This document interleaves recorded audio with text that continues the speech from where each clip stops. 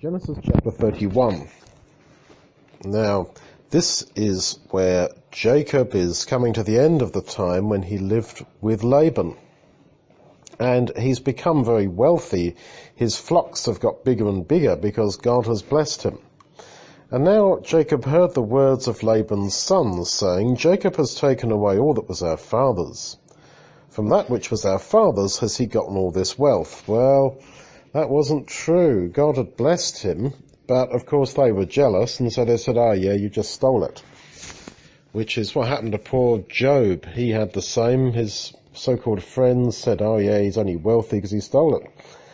And so all these basic human situations where people get jealous and they tell lies about you, all this that we go through day by day, people have gone through in Bible times, and that's why we read the Bible.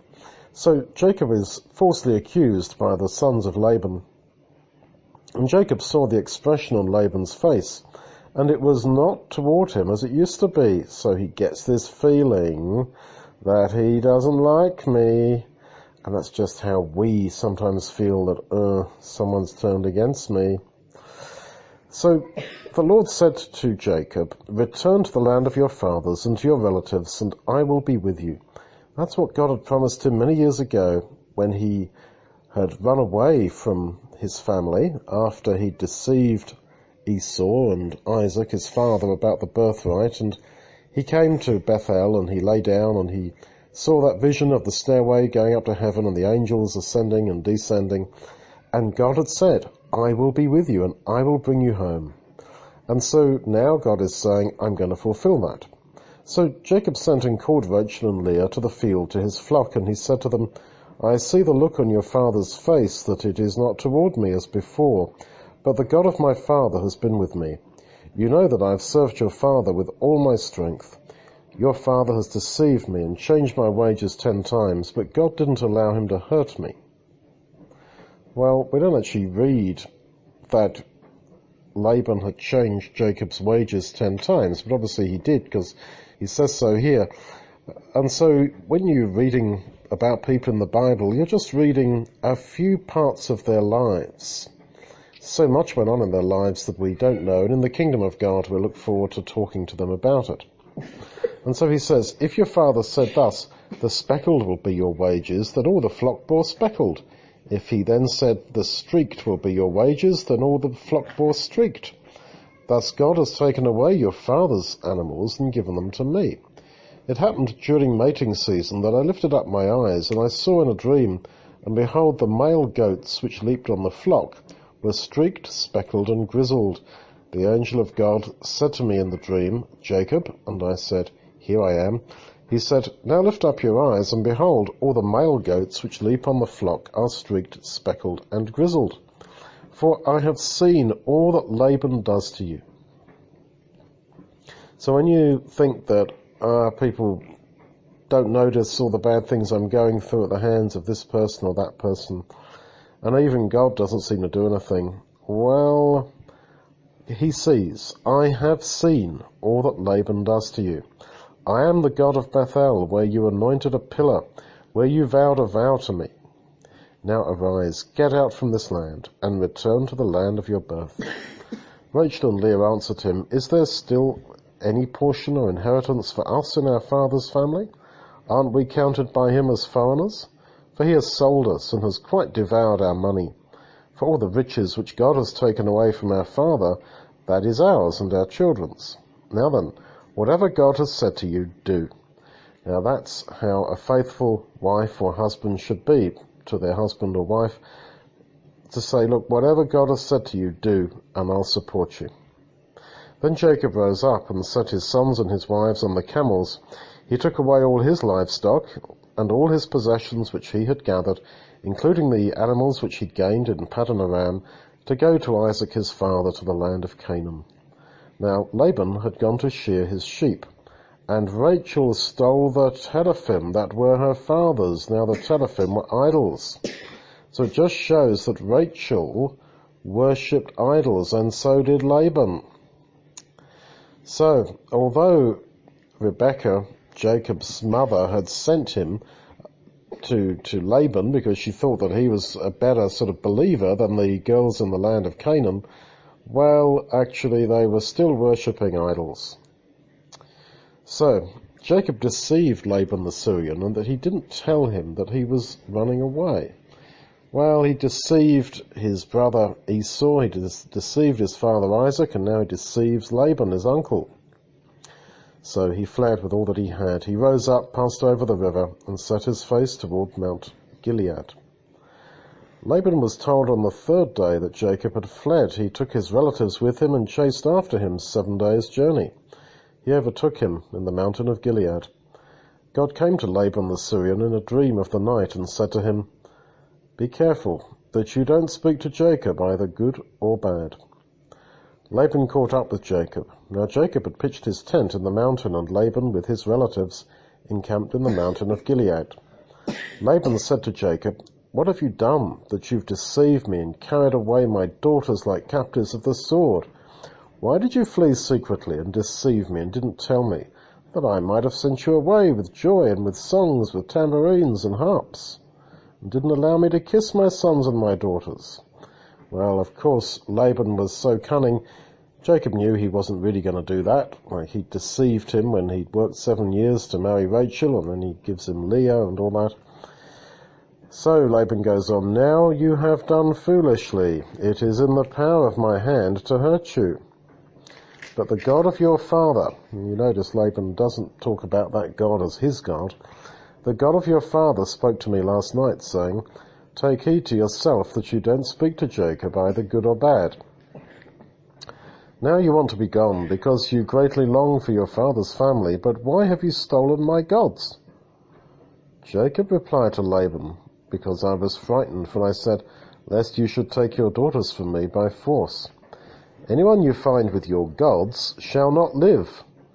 Before our relatives, you discern what is yours with me and take it." But Jacob didn't know that Rachel had stolen them. And so he said, "Whoever's got the gods, kill them." And it was Rachel. And he didn't know that. So Laban went into Jacob's tent, into Leah's tent, and into the tent of the 2 female servants, but he didn't find them. He went out of Leah's tent and entered into Rachel's tent. Now Rachel had taken the teraphim, the idols, put them in the camel's saddle, and sat on them. Laban felt about all the tent, but didn't find them, so he really searched so carefully. And Rachel said to her father, "Don't let my lord be angry that I can't stand up before you, because I'm sick." He searched, but didn't find the idols. And then Jacob was angry, and he argued with Laban. "What is my trespass? What's my sin that you've hotly pursued after me? And now you have felt around all my stuff. What have you found of all your household stuff? Put it down here before my relatives and your relatives, that they may judge between us two." So you see, Jacob was very sure that he was right, and no, we didn't steal your idols. Well, it was only by God's grace that Laban didn't find them, because Rachel was sitting on them. So you see, they were all a pretty bad lot, worshipping idols, Rachel lying to her father like Jacob lied to his father. And then Jacob goes on about what a righteous man he is. He says, "These 20 years I've been with you," that's with Laban, "your goats and your animals have not cast their young, and I haven't eaten the rams of your flocks. Whatever was torn by wild animals I didn't bring to you, I bore its loss. Of my hand you required it, whether it was stolen by day or by night. This was my situation. In the day the drought consumed me." It's very hot in the desert, in the Middle Eastern areas at night, in the daytime. "And the frost consumed me by night," because it gets really cold in the desert at night. "And my sleep departed from my eyes. These 20 years I've been in your house. I served you 14 years for your 2 daughters, and 6 years for your flock, and you have changed my wages 10 times. Unless the God of my father, the God of Abraham and the fear of Isaac had been with me, surely now you would have sent me away empty. God has seen my affliction and the labor of my hands, and rebuked you last night." So Jacob is very full of his own righteousness. Laban replied to Jacob, "The daughters are my daughters, the children are my children, the flocks are my flocks, and all that you see is mine. And what can I do this day to these my daughters, or to their children whom they have borne? Now come, let's make a covenant, you and me, and let it be for a witness between me and you." Jacob took a stone and set it up for a pillar. Jacob said to his relatives, "Gather stones." They took stones and made a heap. They ate there by the heap. So to eat together was like a sign of covenant, of agreement, of having made a promise and keeping to it. And that's what we do when we break bread, actually.